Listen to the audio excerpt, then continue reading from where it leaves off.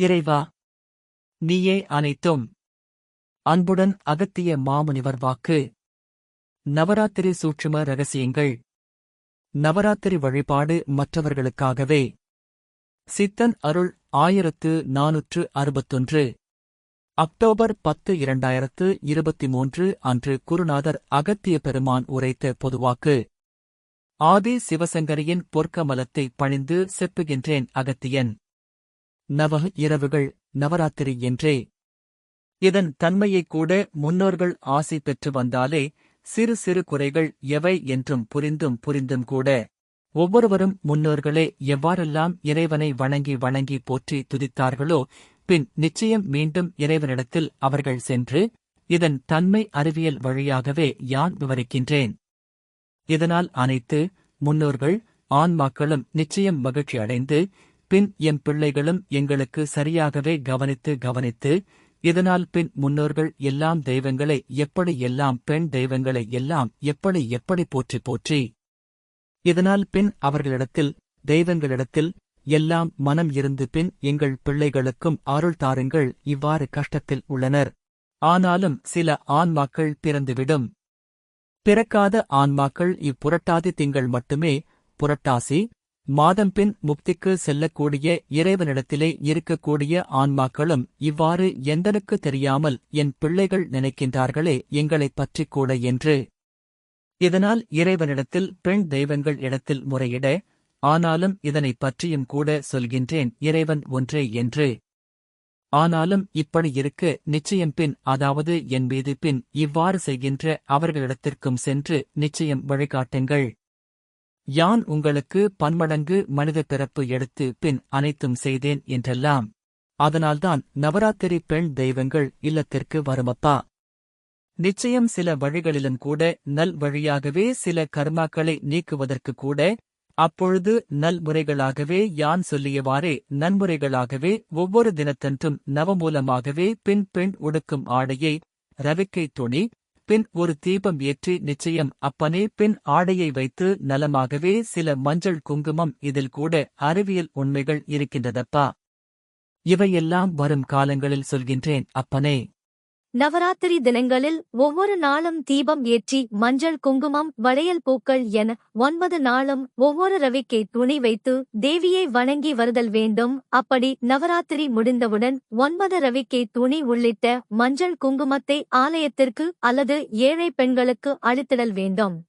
நிச்சயம் ஒவ்வொரு தினத்திலும் ஒரு அம்பாளை மகேஸ்வரி, காமாரி, வராகி, மகாலட்சுமி, வைஷ்ணவி, இந்திராணி, சரஸ்வதி, நரசிம்ஹி, சாமுண்டி முறையே சைலபத்ரி, பிரமசாரிணி, சந்திரகாண்டா, கூஷ்மாண்டா, ஸ்கந்தமாதா, காத்யாயினி, காலராத்திரி, மகாகௌரி, சித்திதாத்திரி. நிச்சயம் ஒவ்வொரு தினத்திலும் ஒரு அம்பாளை வேண்டிக்கொண்டு நன்முறைகளாக கொடுங்கள். இப்படியே பயன்படுத்திக் கொள்ளுங்கள் நவதினங்களோடு. ஆனாலும் கடைசியில் ஏதாவது ஒரு திருத்தலத்தில் இல்லை என்றாலும் நிச்சயம் ஏதாவது பெண்ணுக்கும் நிச்சயம் இதை அளிக்க சில தரித்தரங்கள் நீங்குமப்பா. சொல்லிவிட்டேன். அதனால்தான் இன்னும் ஆயுத பூஜை விஜயதசமி என்றெல்லாம் உங்களுக்காக இல்லை. இவை முன்னோர்கள் உணர்ந்து செய்தார்கள். இதனால் முன்னோர்களை இறைவனே அனுப்பி நலமாகவே மன்றாடி போராடி இறைவனை அனுப்பி நீங்களும் முன்னோர்கள் எல்லாம் எதை பயன்படுத்துகிறார்களோ அதையெல்லாம் ஓர்நாள் நிச்சயம் எவற்றின் மூலம் முன்னேற்றம் அடைகின்றதோ அவையெல்லாம் வைத்து நிச்சயம் பூசைகள் புரிகின்றதா? அப்பனே, நவராத்திரி கடைசி நாட்களில் ஆயுத பூஜை சரஸ்வதி பூஜை அன்று பொருள்களை வைத்து பூஜிப்பது உங்களுக்கு ஏதும் செய்யவில்லையப்பா. உங்களுக்காக இதை மற்றவர்களுக்காகவே செய்கின்றீர்கள். இதுதான் இங்கு சூட்சமம். முதலில் முன்னோர்கள் ஆசிகள். இவை உயர் ஆன்மாக்கள் அணுக்களாகவே. இவையெல்லாம் நிச்சயம் வரும் காலங்களில் எடுத்துரைக்கின்றேன் நலமாகவே. எங்கெங்கு எதனை நிச்சயம் ஏற்படுத்தி பின் வாக்கினால் செப்பினால் அப்பனே புண்ணியம் என்பதெல்லாம் நிச்சயம் அப்பனே. அதனால் முதலில் அப்பனே புண்ணியம் செய்யுங்கள் அப்பனே. அப்பனே சில மனிதர்கள் எதிர்பார்த்து செய்கின்றார்கள். எதிர்பார்ப்புடன் செய்வது அப்பனே புண்ணியத்தில் சேராதப்பா. கலியுகம் அழியும் யுகம் சொல்லிவிட்டேன் அப்பனே. அழிவுகளும் வந்து கொண்டே இருக்கும். பிரச்சனைகளும் வந்து கொண்டே இருக்கும். இதை நிச்சயம் பெண்கள் தவறாமல் செய்ய வேண்டும் என்பேன் அப்பனே. ஏனென்றால் கலியுகத்தில் ஒரு பெண் நிச்சயம் தன்னை உணர்ந்து நடந்தாலே போதுமானது அப்பா. அனைத்தும் தலை நிமிருமப்பா. அதனால்தான் பெண்களுக்கு முதல் மரியாதை அப்பனே. கலியுகத்தில் கணவன்மார்கள் சண்டைகள் சச்சரவுகள் இன்னும் எதையோ ஒழுக்கமாக எவை என்றெல்லாம் இக்கலியுகத்தில் அநியாயங்கள் அக்கிரமங்கள். அதனால் தான் பழைய முறைப்படி அப்பனே. எதற்காக அறிவியல் வழியாகவும் விளக்குகின்றேன் மீண்டும். செய்து வாருங்கள் அப்பனே.